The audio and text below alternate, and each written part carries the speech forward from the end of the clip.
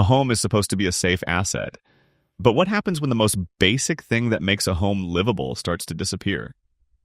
Across the United States, home prices in several major cities are no longer falling just because of interest rates or weak demand.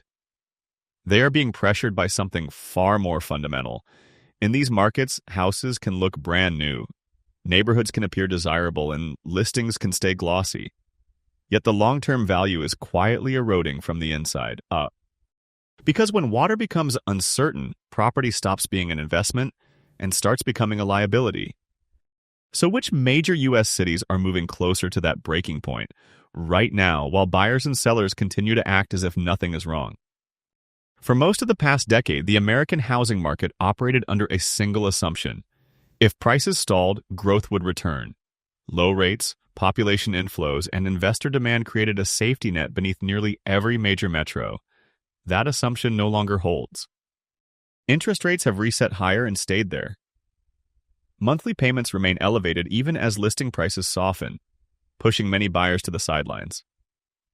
Sellers, meanwhile, are locked in by ultra-low mortgages from earlier years, unwilling or unable to cut prices aggressively. The result is a frozen market, longer days on market, rising inventory, and widening gaps between asking prices and reality. But this cycle is different from previous slowdowns in one critical way. Demand isn't just weakening. In several regions, it's reversing. Cities that once attracted waves of new residents, drawn by affordability, sunshine, or lifestyle, are now seeing outflows. Rising insurance premiums, higher property taxes, HOA assessments, and utility costs are reshaping affordability in ways price charts alone don't show. In some places, the cost of owning has continued to rise even as home values flatten or fall. At the same time, overbuilding during the boom years has left many metros with excess supply. Entire subdivisions were planned around the idea of endless growth that assumed infrastructure could always expand to meet demand. Roads, power, and schools were considered. One resource was treated as a given: water. Until recently, water scarcity was discussed as an environmental concern, not a financial one. That separation is now breaking down. Drought cycles are lasting longer. Aquifers are being drawn down faster than they can recharge.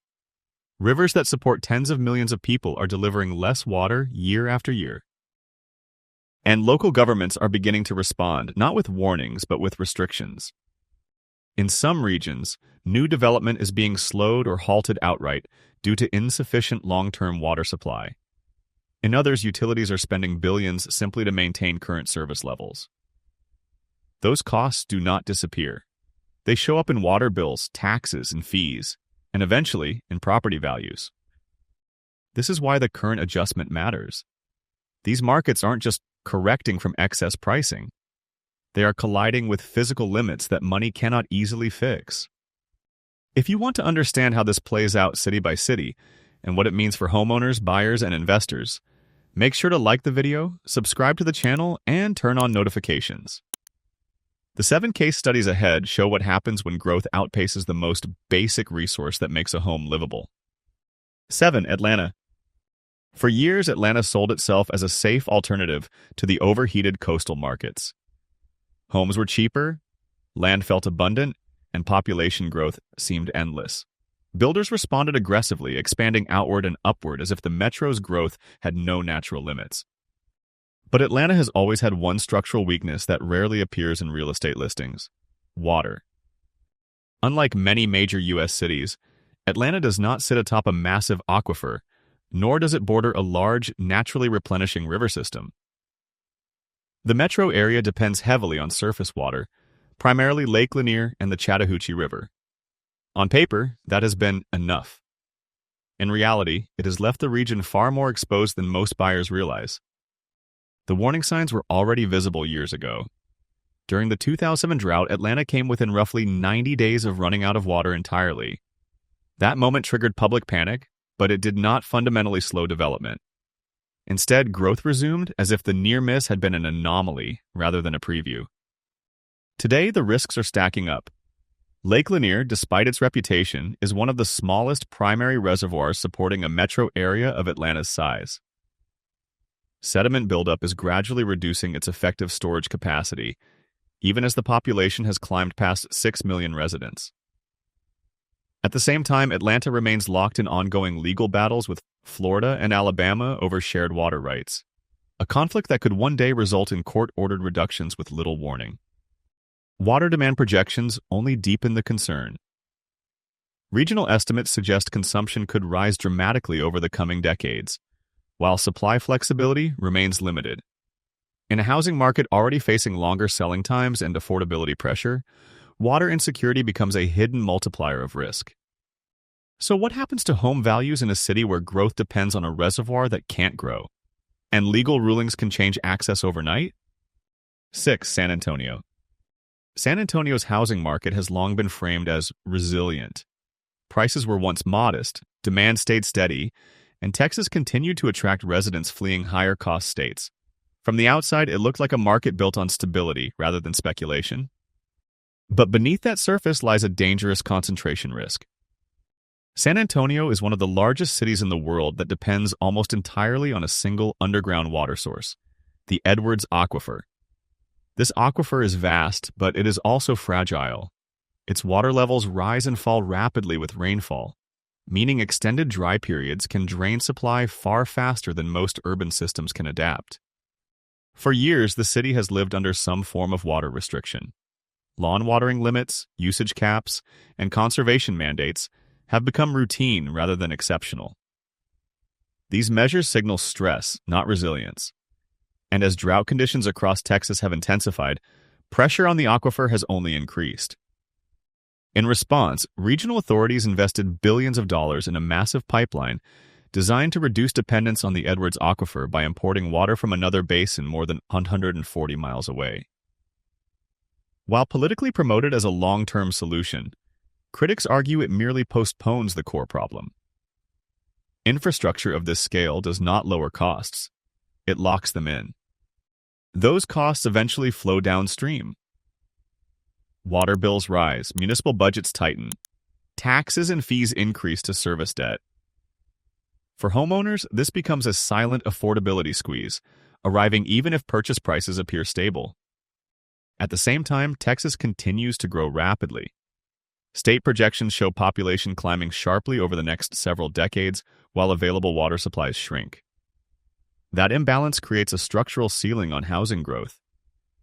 So what happens when a city's population expands faster than its only reliable water source, and the price of keeping taps running keeps climbing year after year? 5. Denver. Denver's rise over the past decade felt unstoppable. Drawn by outdoor lifestyles, high-paying jobs, and mountain views, new residents poured in. Builders followed, spreading development across former prairie and foothills, confident that growth would justify the expansion. But Denver's housing market rests on a fragile assumption that its water supply can keep up. Roughly half of Denver's water originates from the Colorado River Basin, diverted across the Rocky Mountains through an intricate and aging system of tunnels and reservoirs. That river now supports nearly 40 million people across 7 states, and it is delivering less water every year. Over the past century, flows have declined by roughly 20%, driven by rising temperatures and prolonged drought. This is not a temporary shortage, it is a structural contraction. Denver. Water knows this. The utility has spent years securing additional water rights and planning for scarcity.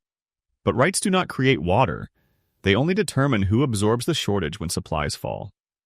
And under existing agreements, Denver is legally required to share reductions with other users across the basin. Meanwhile, rapid urban expansion has created its own feedback loop. As open land is replaced by rooftops, roads, and concrete, urban heat islands intensify. Evaporation increases.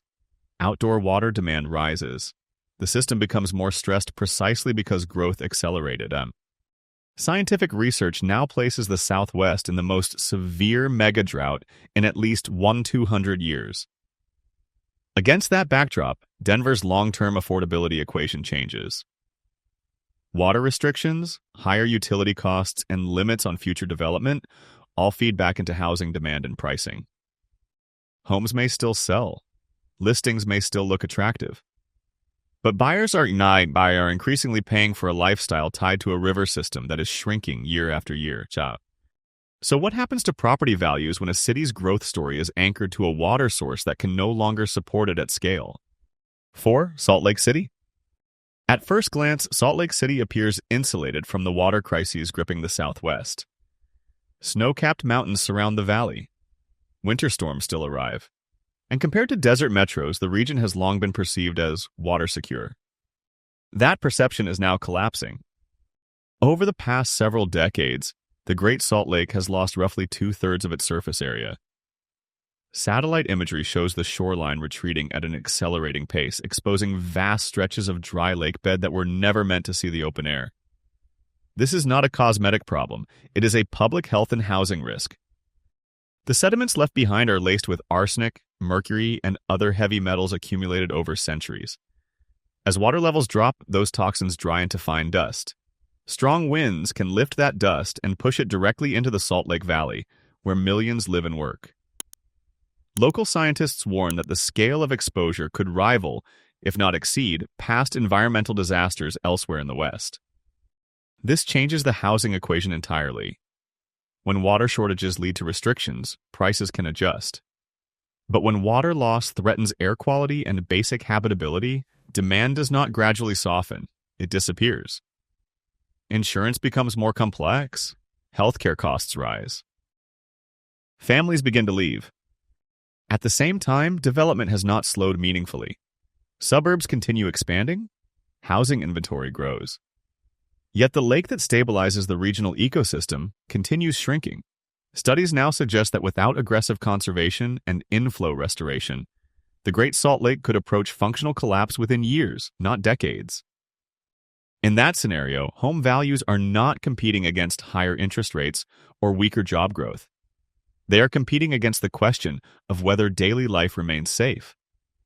So what happens to a housing market when the water crisis doesn't just affect taps, but the air people breathe? 3. Los Angeles. Los Angeles has always operated on a different set of rules. When problems arise, the assumption is that scale, money, and engineering will eventually solve them. That belief has long supported one of the most expensive housing markets in the country. Water challenges that assumption directly. Los Angeles was never built on local water. It survives on imported supply, 3 massive systems that pull water from hundreds of miles away: the Los Angeles Aqueduct from the Owens Valley, the Colorado River Aqueduct, and the State Water Project from Northern California. For decades, this complex web worked. Today, all 3 lifelines are under strain at the same time. Northern California deliveries are being reduced to protect endangered ecosystems. The Owens Valley has been pushed to ecological collapse after generations of extraction, leaving behind toxic dust and endless legal battles. And the Colorado River has entered officially declared shortage tiers, triggering mandatory cuts that will deepen over time. The consequence is no longer theoretical. Southern California water authorities have declared formal shortage emergencies, imposing outdoor watering limits and preparing for tighter restrictions. These measures are not symbolic. They signal a future where rationing becomes structural, not temporary. For housing, the exposure is enormous. Los Angeles properties carry some of the highest price tags in the nation, justified in part by long-term desirability and assumed stability. But stability depends on livability. If water becomes scarce, restricted, and expensive, the premium attached to location begins to erode. Buyers may still compete today. Listings may still close. But the risk profile has shifted. Owning property in Los Angeles increasingly means betting that 3 failing systems will never fail at the same time. History suggests that civilizations dependent on distant water do not collapse slowly. They fracture when supply becomes unreliable. So how long can one of America's most expensive housing markets hold its value when every drop of water it depends on is under pressure? 2. Las Vegas. Las Vegas may be the clearest example of how far modern development is willing to push against natural limits. A major metropolitan housing market was built in the middle of the Mojave Desert, sustained by the belief that engineering could always stay one step ahead of geography. That belief is now being tested. Nearly 90% of Las Vegas's water supply comes from a single source, Lake Mead, the massive reservoir behind the Hoover Dam. As long as the lake remained full, the city functioned normally. But Lake Mead has fallen to historic lows, dropping so far that intake pipes once buried deep underwater are now exposed to open air. To keep the city alive, regional authorities spent nearly $1.5 billion constructing a third intake pipe, often referred to as the third straw, positioned at the very bottom of the reservoir. Its purpose is simple: to keep water flowing if levels fall even further. This is not expansion. It is survival infrastructure. Las Vegas has earned praise for aggressive conservation. Nearly all indoor water is recycled back into the system. Ornamental grass has been banned. Usage is closely monitored, but conservation cannot control evaporation from Lake Mead, nor can it override upstream reductions imposed by federal allocation rules. The most dangerous scenario is no longer unthinkable. If Lake Mead reaches dead pool status, where water can no longer pass through Hoover Dam, Las Vegas would effectively be cut off from its primary lifeline. At that point, no amount of efficiency can compensate for the loss. Housing markets rely on confidence. Confidence collapses when a city's survival depends on a shrinking reservoir and emergency engineering. Selling a home becomes far more difficult when buyers start asking whether the taps will keep working. So what happens to property values when a city built on spectacle enters a prolonged state of water survival? 1. Phoenix. Phoenix represents the most advanced stage of the housing-water collision now unfolding across the American Southwest. It is not a warning about the future. It is a live test case. For years, Phoenix was one of the fastest-growing housing markets in the country. Builders expanded outward into the desert, offering affordability, space, and sunshine. Demand surged, prices climbed. The assumption was simple: growth would continue because it always had. Then the state intervened. The Arizona Department of Water Resources formally concluded that groundwater supplies in the Phoenix region are not sufficient to support projected demand over the next 100 years. This was not an academic study. It was a regulatory determination with immediate consequences. As a result, officials stopped issuing assured water supply certificates for new large-scale developments on the city's outer edges. That single decision quietly rewrote the future of Phoenix real estate. Without those certificates, suburban expansion stalls. Entire development pipelines freeze. The report identified a projected shortfall of nearly 5 million acre-feet of water, an amount no legal workaround can erase. Developers have attempted to adapt, but geology sets limits that zoning laws cannot override. At the same time, existing homeowners face rising pressure. Water costs increase. Insurance premiums rise alongside heat and wildfire risk. Long commutes from outer suburbs become liabilities when infrastructure strains intensify. Homes that once sold quickly now sit longer as buyers reassess long-term livability. Phoenix exposes the central risk facing housing markets built on environmental assumptions. Prices do not collapse because a city becomes undesirable overnight. They collapse when growth becomes impossible, and when the next buyer realizes there may not be another one after them. In Phoenix, the era of limitless sprawl has ended. What remains is a housing market learning in real time what happens when expansion outpaces water. So if this can happen in one of America's fastest-growing metros, how many others are closer to that moment than the market is willing to admit? Taken individually, each of these cities appears to be facing a different problem. Some are dealing with drought, others are constrained by aging infrastructure, legal conflicts, or rising costs. But viewed together, a consistent pattern emerges. For years, growth was treated as an entitlement. Builders expanded outward. Investors chased appreciation. Buyers assumed that if prices dipped, they would rebound. Water was never part of the pricing model. It was invisible, assumed, abundant, and free. That assumption is breaking. Across these markets, the balance of power has shifted. Buyers are becoming more selective. Sellers are losing leverage. And in places where water uncertainty intersects with high costs, long commutes, or extreme heat, the exit door narrows quickly. Once confidence erodes, it does not return easily. The most dangerous aspect of this cycle is how quietly it unfolds. There are no dramatic crashes at first. No headlines announcing the moment water becomes a financial risk. Instead, it shows up in smaller ways: higher utility bills, tighter restrictions, halted developments, longer selling times. By the time prices reflect the reality, liquidity has already dried up. This is not a story about environmental politics. It is a story about asset durability. A house is only as valuable as the systems that allow people to live inside it. When those systems become uncertain, value does not adjust gradually. It evaporates.